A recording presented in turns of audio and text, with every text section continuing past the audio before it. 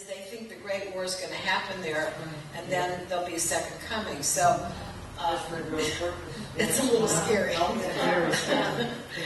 Yes. How will the Messiah be known? Is that told?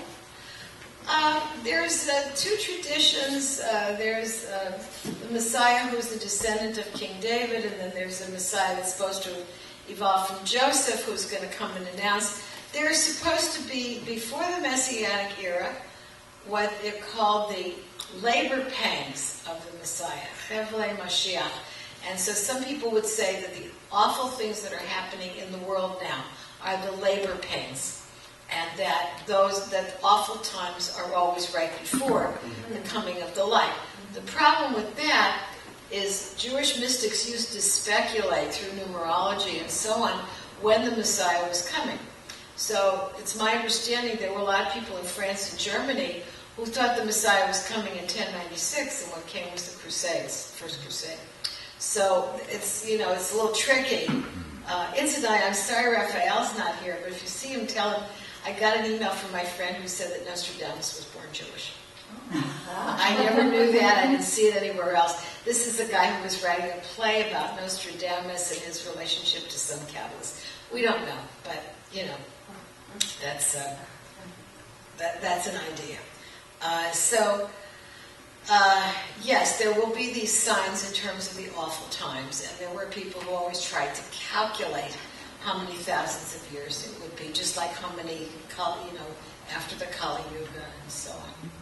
And nobody really has quite figured it out. Yeah.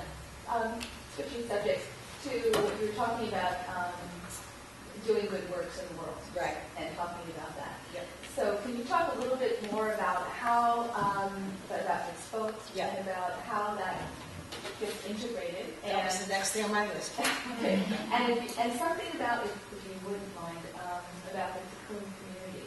Mm-hmm. Yeah. I'm sorry that Neil's not here because he's more involved. So, first of all, the teaching is you're supposed to deal with everybody in the world as if they were the Messiah. And if you did, then the Messiah would come. And the other teaching in the Talmud, I've forgotten who asked, I think the emperor asks some famous rabbi, where's the Messiah? And he says, you'll find him at the gate to the city. And what is he doing there? He's changing the bandages on the lepers. The Messiah takes all this work on. And then there's a famous Hasidic rabbi, the Baal Shem Tov, the master of the good name, who's always trying to bring the Messiah. And he makes these astral journeys, and he finds the Messiah, and he says, when are you coming? When are you coming? And the Messiah says, when everybody can do what you can do. All the miracles and the good works and past life stuff. So, Jewish mystics were not exempt from any of the 613 instructions, precepts. They had to do everything right, which meant way beyond, you're familiar with 10 Commandments, no killing, no stealing, no adultery, no envy, etc. But essentially, there is Jewish responsibility, and this is for everybody, but especially for people who are devout, to do charity, and there's all different levels of charity, to provide hospitality, to engage in prayer 3 times a day, to engage in the rituals of the holidays and so on, to maintain a good atmosphere in their home, personal relationships, to only participate in ethical and sacred sex, to be good participants in community, which meant hospitals, schools, synagogues, courts, etc. Now, what distinguished the Kabbalists was they were obsessively meticulous in carrying out the law because they believed that if they made a mistake, it damaged the body of the Shekhinah. There's a story about Joseph Caro, a very famous mystic and jurist, that he'd hear the voice of the Shekhinah saying, Joseph, my son, like if you do this, I will fade away, kind of. So they had a very profound devotion to carrying out the law. Also, I think because they were very trippy, they followed the law to prove that they weren't radical out there somewhere, just doing the woo-woo stuff without doing all the regular stuff. Plus, they also believed that if you were going to go do deep meditations and astral journeys with your friends at night, that you needed to be grounded. So you were supposed to be married, you were supposed to have a job, you were supposed to be mature, etc. They felt that these other activities balanced out the mystical pursuits. So it was a lot of work. They didn't have a whole lot of time off, I would say, if they were busy following all of these. And, you could go through the laws and see how much detail there is around kosher food, around the keeping of the Sabbath, around how you cut your hair or don't cut your hair, what kind of clothes you wear.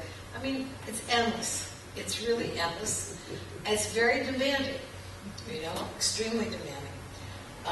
But what it came down to was their belief that observing the law and observing the mitzvot helped to sustain the universe. And that conversely, breaking the law was breaking faith with the goddess and exposing her to exile and wandering. So the Jewish myth is the divine feminine and the divine masculine got split, that after the destruction of the temple, the Shekhinah went and wandered with us, she's in exile, and that it is all the negative stuff in the world that keeps her in exile. Talmud says the Shekhinah cannot be where there's incest, rape, pollution, ego. So she has the option of going up into the seven heavens. So the teaching is that when we're intact and aligned, the divine can be present here on earth. And that when we're out of synchronicity, then the divine has to find its higher level. And then it leaves the earth very barren. So it's we attract the goddess or we repel, we keep her in exile.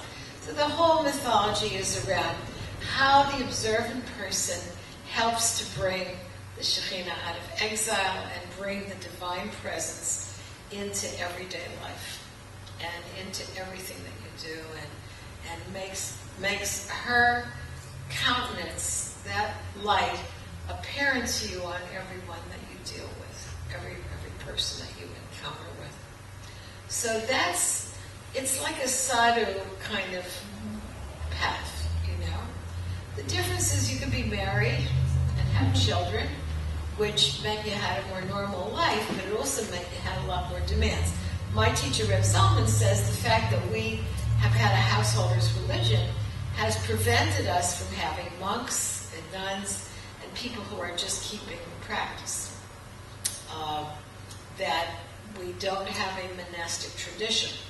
There is a possibility that at Qumran, where it may be where Jesus was trained, that there was a Jewish monastic tradition. What about the Essenes? Well, that's where the Essenes were. It was in the Judean desert, and then there's a group called the Therapeutae that were further down into Sinai. And now we know the Therapeutae were men and women who had been married, or were still married. But now they've been finding graves at Qumran that show there were families there. They used to think it was monastic. And chances are it was ascetic. And they may have been living the way people live at Mount Madonna, where they're men and women, but they're not necessarily in sexual relationship with each other. So it's for those of you who are going to come for Passover, it would be great if you did a little more reading and research, because Sarita today mentioned to me, it's Good Friday and Sabbath and Passover, and was Good Friday the Passover Seder? And there's always been historical discussion about that. Not Good Friday, the Last Supper. The Last Supper, excuse me. And, so one theory is the Last Supper was Passover, and the other is that it couldn't have been Passover because the religious parliament, which is supposed to have sent Jesus to the Romans, wouldn't have met on a holiday. And it's not even clear whether they would have done crucifixion on a holiday. So we need to do a little more research. David, do you savvy in any of this? I have to think about what you just said. Uh-huh. Because they met how many days before? They always met on the new moon. Right, and how many days before he was crucified did they meet? Because it was Pontius Pilate who made the decision. Right. It's possible. Right, he was a Roman, right. So he wasn't restricted by that. Right, he wasn't restricted by the Jewish law. So it's very possible, and we'll do a little more research to see if what the scholars say. It was something about the conference. I can't remember what it was. The palm fronds would have Would have been a different that would holiday. have been Sukkot. Yeah. Yeah. So, any other questions, comments? The other thing that you'll hear more in very observant communities, particularly in Israel, is the idea that each person has some mitzvah, like seva, that is important for them. And like in the range of Jewish law, some people are more meticulous about one thing than the other. My friend Rabbi Ayla in Arizona is like the queen of kosher food. I mean, her kitchen is absolutely, totally aligned.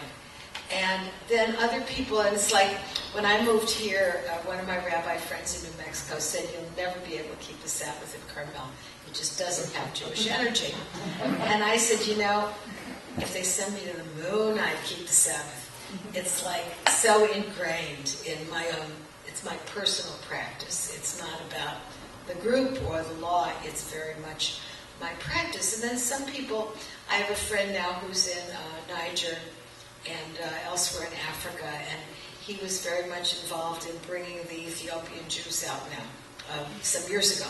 So I think now he's there doing relief work. And like that kind of charity of going, he was in Africa in the Peace Corps, and he learned some of the local languages. And he's already in his 60s, but he goes back. Because that's his, in Hebrew I call it shlichut, it's like your spiritual assignment. That there's something you have to do. Some people have to be doctors or healers, and Joanna has to go run around for helping David out and doing service. Everybody has different place, and in the best of all possible worlds, it's perfect. It's like a puzzle where all the pieces come together. It's that we all try to do things that are even way beyond what we really can handle. So I think with prayer and with good deeds, we have to know what we're called to do. And for me, this is tricky because I did social and political action from age 15 to age 55. Civil rights, peace, women's liberation movement, federal government, state government, local government. I ran for office. I worked for members of Congress. I worked for President Carter, etc. Then I worked for Governor Brown. And there was some point in my life where I just had to make a big turn, a major U-turn of sorts, back to my spiritual core. It was extremely difficult. I mean, I gave up my friends and my family and where I lived and my jobs and a whole lot in order to do it. And when Congresswoman Abza turned 75, she had a big dinner at the Waldorf, and she asked me to come back and speak. And I looked around, it was like 1,000 people in this room that I knew, and 500 of them looked at me like, great, and the other 500 looked at me like, you're crazy, It's like my life didn't make sense anymore in the culture that I had been a part of. But I knew that I had to make that change. And I believe that there is a spiritual politics coming which will incorporate them. Rabbi Michael Lerner and the Tikkun community, which is a national effort, very much at the forefront of that. And Rabbi Arthur Waskow, who's the head of the Shalom Center. And you can get all their stuff on the internet, and you can read their books. Dr. Lerner's just come out with a book called The Left Hand of God. The right hand of God is endless giving, but the left hand of God sometimes has to say enough and provide some of those social and political restraints. And they're really working at building a kind of a national ethos that would weave together the spiritual and the political and bring forth new people, running for office and so on. So, we all have to find how we do our work. I'm very blessed that I speak to so many different kinds of groups. So lots of times I can get my political viewpoint across without having to make a political speech. But, people are really, I think we really have to go deep inside. For some people, they'll put aside 10% of their salary, they'll tithe, they'll give charity regularly. Other people will come and paint the church, or go do gardening. It's very different. Being infirm this last week or two, I saw how many people wanted to come and bring food, and I didn't so much need food as I needed people to drive me and things like that. And there's a lot of different ways of doing the good work in the world. And I think the key is to find the ones that speak to your heart, and also that you'll be consistent with. And this is true with prayer also. If you find a practice that you're really going to stay with. And we all have lots of opportunities for a lot of different things. But if we stay with something, we're much more likely to feel the rewards. Rabbi Nachman of Bratslav advised that everybody go outside in nature every day and speak to God for 15 minutes. He said, even if you don't hear anything at first, you'll start to get answers. And it's such a simple thing, right? And we all get too busy. So, comments, questions? Otherwise, we'll wind down. What are we going to do next Thursday? Well, I'll tell you where I am next Thursday. David, did you by any chance have an opportunity to print out that last piece on the Kabbalah? It's on the chair behind you. Good. This is my parting gift to you, because next Thursday night, I'm teaching 4 times next week at Canyon Ranch in Arizona. And I will be very fortunate to be in a wonderful, beautiful, luxurious setting. And I'll be teaching 1 night on Jewish mysticism, 2 nights on dreams. And next Thursday night, which is the new moon, Rosh Chodesh, I will be doing a group on the Kabbalah of the moon. And so what I've given you is a chapter from my as yet unpublished book, Wings of Shekhinah, on the Kabbalah of the moon. So what I would recommend is that next Thursday night you read it and meditate, and you'll just automatically be in Tucson with me. Okay? And we meet there at 8 o'clock, which is 7 o'clock here. So it's perfect. It is perfect. And so come for Seder and come May 21st. And also I'm looking at the possibility of developing a once-a-month Shabbat here at the church, Friday night. So that's really, I could possibly do May or June, but then I'm traveling and teaching. So it's more likely that I can develop a stable schedule in the fall. And in terms of teaching new classes, probably November the coming year, because I tend to stay home after the Jewish holidays. And so November, December, January, February is more my teaching time.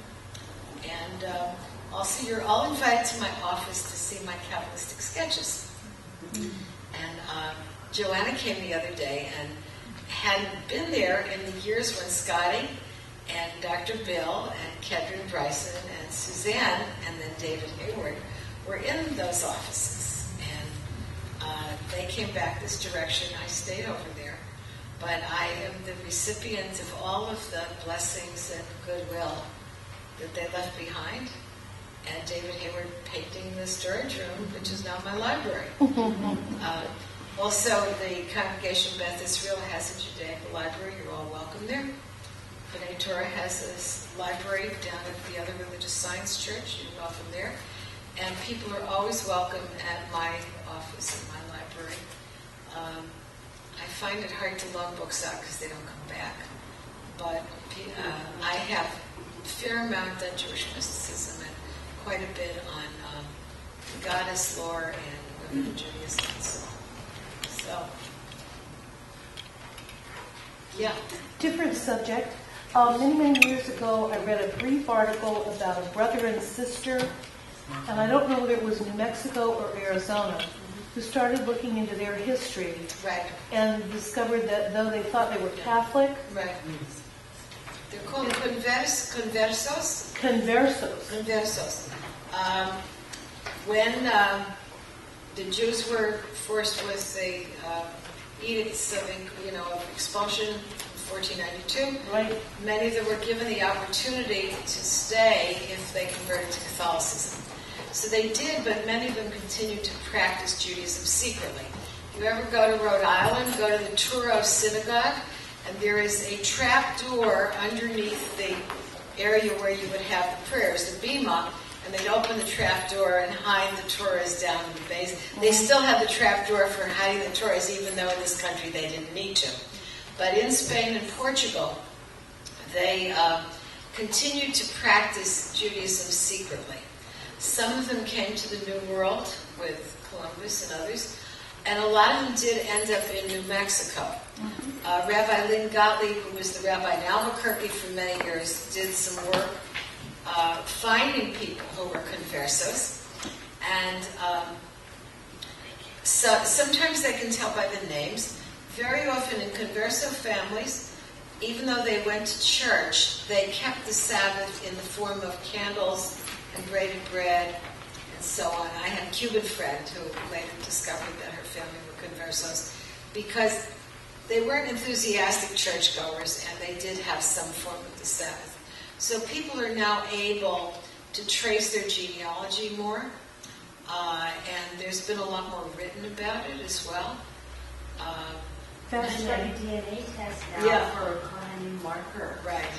There's also a DNA test with stuff that shows up in Africa as well. Wow. Yeah. Would you know a book particularly about this? Very good book. There's a really entertaining and educational book called The Mezuzah in the Madonna's Foot. Oh, yeah. The Mezuzah and the Madonna's Foot. Ooh. Yeah. What's his name? The guy who wrote it. He's been very sick. Yeah, I don't know who wrote it, but it's a fabulous book. Yeah. Oh, thank you. There's a lot of information on the internet too. Yes. Really? A look under conversos? Yeah, or sometimes the term crypto Jews. Crypto. Crypto Jews. Jew. Oh. Or Marrano. M-A-R-R-A-N-O. M-A-R-R-A. Which is a Spanish word for kid. Right. If I could just tell a quick little story that actually connects to Rabbi Leah about this issue. As we know, there are many people of Latino and Mexican heritage here, and if you ask the right questions, you're sure to stumble upon conversos or people who, or at least the evidence is decent. I had a friend who, never said anything to me. She was devout Catholic. She went to Catholic church every Sunday.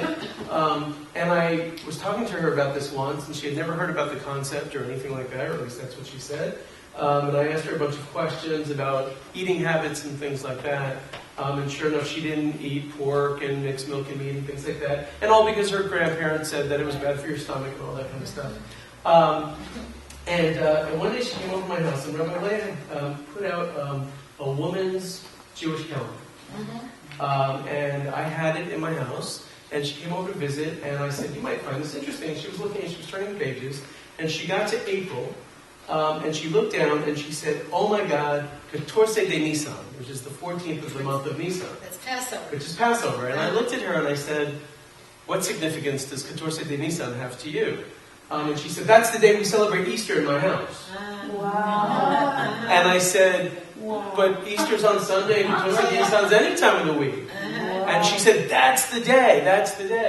And then I said, and she lived in rural northern Mexico. I mean, this little nothing town. And I said, but in order to do that, you had to have a Jewish calendar in your house every year. And she said, oh yeah, we had one of those. That's a good story. Yeah. It's a very good story.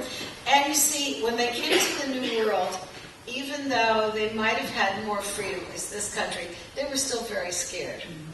And Well, the Inquisition was intense. the Inquisition was intense, and if they were in South America, it was still prevalent. So until they came to, by the time they came to this country and settled in New Mexico, they were still a lot of them hidden, And now I just saw a program the other night on CNN of Polish young people who were hidden by Christians during the World War II who are now discovering they're Jewish. And people have to figure out what do they do with this when they find it. It's a whole different world, And right. Also, I was thinking around this issue of good and evil. I had a friend whose family were very active in Czechoslovakian politics. They were socialists, and with the coming of Nazism, they anticipated things were going to get worse, but they just couldn't leave. They were very involved in Parliament and so on. So they sent her out. And as a result, she survived, but she never saw anybody from her family again. So, that kind of decision, what's the right thing, right? of course, she lived. She had problems, but she lived. I have another friend, Mark Horwitz, who was part of the Kindertransport. These were children from Germany who were sent to London. Then they got to London during the Blitz. So they were staying with families in London, but they'd be sent out into the country. So they were shuttled around a lot. These were kids 10, 11, 12 years old. In his case, he was doing some work here, computer work that was very much involved with the military. And I kept telling him it wasn't the right work for him. And he said, no, my children are in college, I got to do it. And then one day he came in and he said his job disappeared. And what was he going to do? And he got a job with another company that sent him back to Germany, to Frankfurt, where his family was from. And he walked into a museum in Frankfurt and saw a life-size photograph of his grandfather, who had been a progressive rabbi in Frankfurt in the 1920s. And he then discovered this huge group of older left-wing Germans who were trying to bring back more of Jewish life and history in Germany. And so he got involved with a group that there are a couple of groups like this where they have brought these people who are now in their 60s and 70s back to Germany. And they go back to where they lived, and they meet with people they grew up with, and go back to their old house, et cetera, et cetera. And it's been fairly successful because the local governments and the airlines, everyone's been participatory in a positive way. There's been some stuff like that in Poland where people went back and their neighbors wanted to kill them again, were afraid they were coming back to take their house. There's all kinds of stories. I had a friend out of the Theosophical community in her 80s who was from the Greek islands, and she went to Paris to study chemistry, and they sent her brother with her, and everybody else ended up in Auschwitz. Her dad didn't want her to go, she was young, but she insisted on going. And when she went back to Rhodes, the neighbors came thrilled to see her and gave her the things that they had been saving, which they took from her family when her family was deported. And it was like they had waited years for someone to come back so that they could return, at least the object. So, I think there are so many situations that we will face where the issue of good and evil and whether we make the right choice is sometimes so complex, and other times it's just so apparent. To these people, taking the stuff and keeping it in the hope that one of the children would eventually come back was just a natural, good neighbor, no question thing to do. And yet, for someone coming back at 84, and she'd spent years looking for her sister in Europe unsuccessfully, but that may have been the thing that healed her. She's a meditator, she's very spiritual. And I had another friend in Berkeley who came out of Berlin in his 30s and went back and worked with people in Berlin at community centers, went back and found her friends, and was able to really acknowledge what I see in a lot of German Jews in Israel. They have great love of the German language, culture, and the music. And she was able to do that kind of incredible restoration and healing work. And not everybody can do that. So, that's and she was a great political activist. And they were very lucky because her dad was a doctor, and he heard stories of what was coming, and they managed to get out with a fair amount of what they had, but most people didn't. So we live in an era where, we turn the TV on, and there's Darfur and Somalia, and people still suffering all over the world, and we have more than enough to eat. And when I was a kid, during the war, my mother would say, "Eat your vegetables, there are children starving in Europe." And I say, "Couldn't we pack them up and send them?" Great line for kids. So I think it's about finding our form. What is the form that will enable us to be not just genuinely helpful, but to feel also that we're personally taking action, that we're liberated. I used to go to Mount Madonna to their satsang quite often, and Baba Haridas has always been very, very gracious to me. And I was there one Sunday, and somebody was asking him, well, what do we do about someone suffering? Isn't that because of their karma? And he said, it's not up to us to ever judge anyone's karma. He said, we're here on the planet to relieve suffering. That's what we're here for. And we make to relieve suffering and pain. Never to make a judgment about somebody else's karma and why they have had the bad luck they have. So we're here to, I mean, I know people take care of animals, you know, it's like there's so many ways to express yourself. And if you're lucky, they come land in your lap, you know.